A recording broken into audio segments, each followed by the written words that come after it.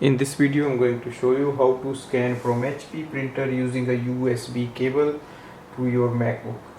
Now I'm going to connect this printer with my MacBook, or you can use it with the computer using a USB cable.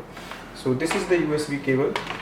It connects printer. One end goes to the printer and other end goes to your MacBook or computer.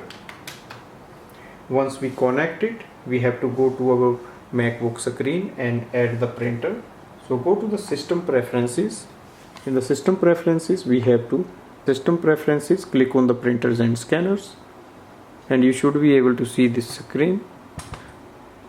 On this screen, you have to click on the plus button here and select your USB printer and click on the add button. Click continue.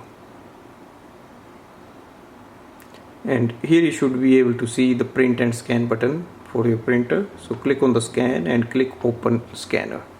Now go to your printer.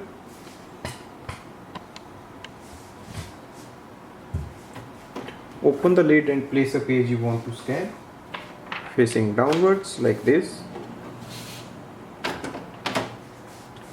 and simply click on the scan button on the MacBook. So once we click on the scan button, it starts the scanning.